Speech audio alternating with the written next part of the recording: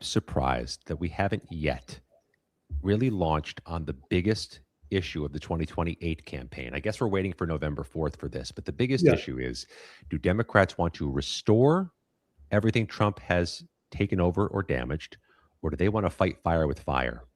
Do they want a politically obedient Department of Justice to fight back and stop and correct all the things Trump did? Or do they just want to restore all the norms and let things settle themselves out and fix themselves over generations?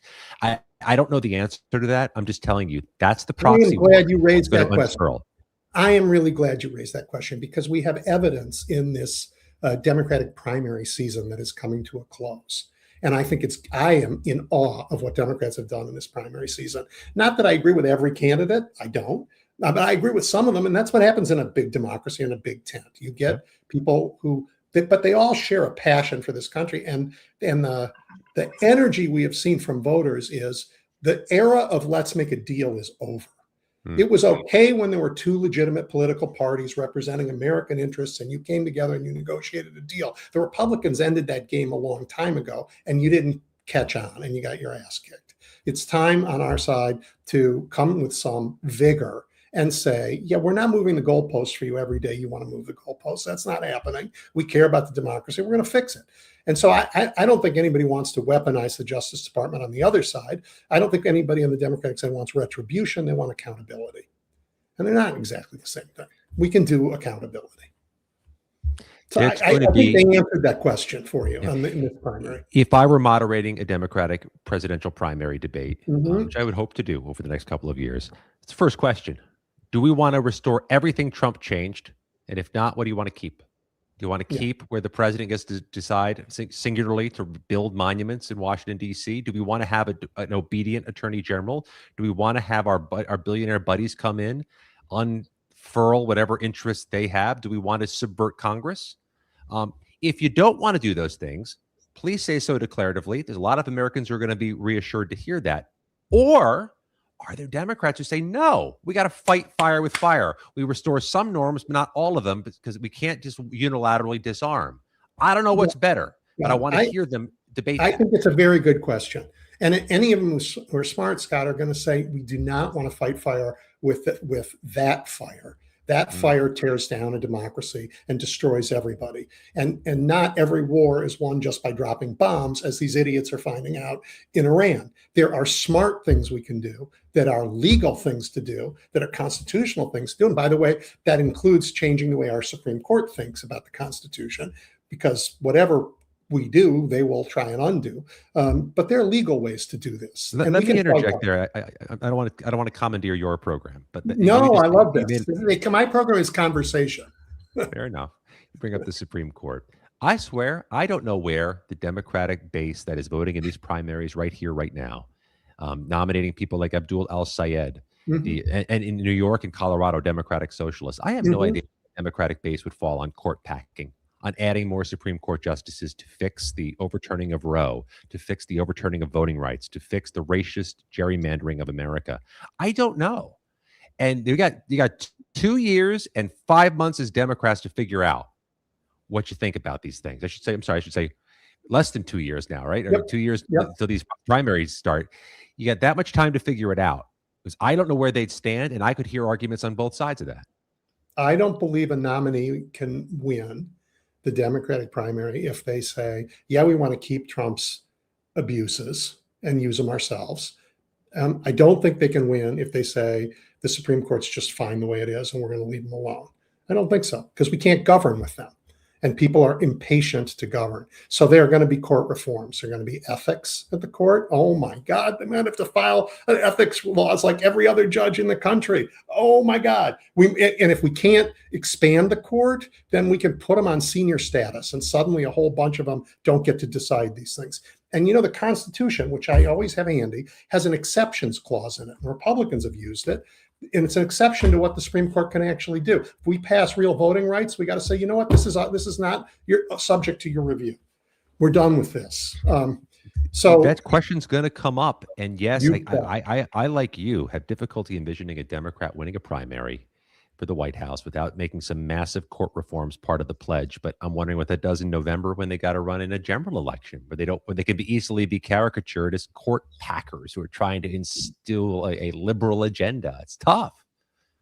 I think it's a fight that they can't run away from. Yeah.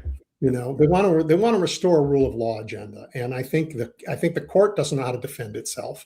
Republicans can try and stand in and defend the court, but overturning precedent and overturning lower courts, when they vote, when every one of the lower courts says this is the law, this is the Constitution. By the way, we've looked at the facts, and the Supreme Court says, yeah, we don't care about the facts. We're going a different way.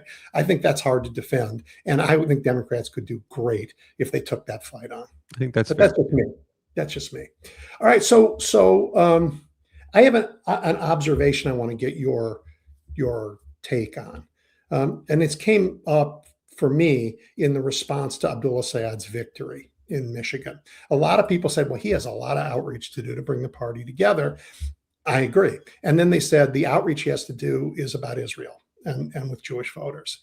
And I'm saying to myself, oh my God, that's the worst thing I've ever heard. It's with black voters in Detroit, right? I mean, black voters in Detroit voted for him like, no, not at all. And they remember when this, like, let's not vote for Kamala Harris because of Gaza happened. And they let Trump win that state.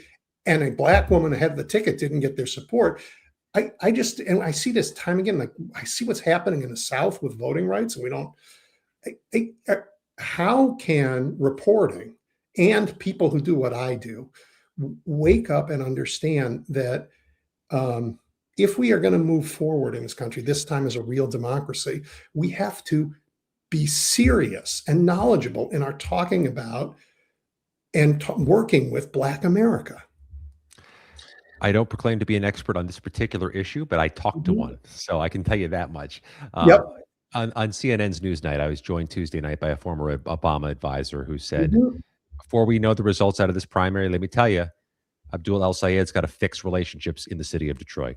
Because people in the city of Detroit, black voters, black men, black women, remember 2024, where Dearborn, Michigan, which is home, by the way, the largest Arab American population in the Western Hemisphere lives in Michigan, in that community. There was a lot of people who said anybody but Biden or anybody but Harris, or we're not going to support them because of what we believe is happening with policies in Israel.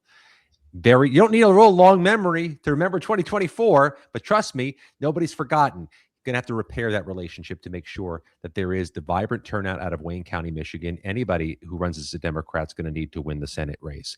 That needs to be yesterday's job, much less tomorrow's job. Yeah, and I think it's all over the country. I don't see as much attention, and I can't believe it again, to Black America as the moment warrants. I mean, it's, after all, the civil rights revolutions of the 1960s that are being undone. It's literally American history. The Civil Rights Act of the 1960s is being disemboweled in front of our eyes, and the Voting Rights Act being decimated in the last few months is not going undetected by voters. I talked to Gina Hinojosa, Democrat running for the Texas governor's seat, who said, yes, she just yesterday had a big event on the Voting Rights Act because people are still pissed in Texas about a racist gerrymander that launched this wave of mid-decade gerrymandering across America. They're pissed about it. South Carolina saw a unique increase in Democratic primary voting in the wake of what the Supreme Court did. People showed up because they want to reaffirm that they don't think this is acceptable, this type of racial gerrymandering. So it's not coming without political costs. And we'll see what races swing on that. And this is one of the reasons why I think taking on the Supreme Court is not a losing job for Democrats, right? The Voting Rights Act is one of the greatest, in my view, one of the greatest pieces of legislation ever passed by any legislature in the world. It says in our country, if you're a citizen, period. And that's it. You get the same rights as everybody else. It's a fabulous piece of law. And the Supreme Court said 60 years later, no, you know what? We were wrong. We've been wrong for 60 years. It's unconstitutional. We don't need it. and they were proven wrong like 4 minutes after they did it. So I'm back to this question about Supreme Court. Again, I don't think you can be nominated as a Democrat given our electorate without taking the court on, particularly on voting rights. You're going to have to at least propose term limits, at least 18-year term limits, whether it's fan fiction or not. You better be for it if you're going to try to get a nomination.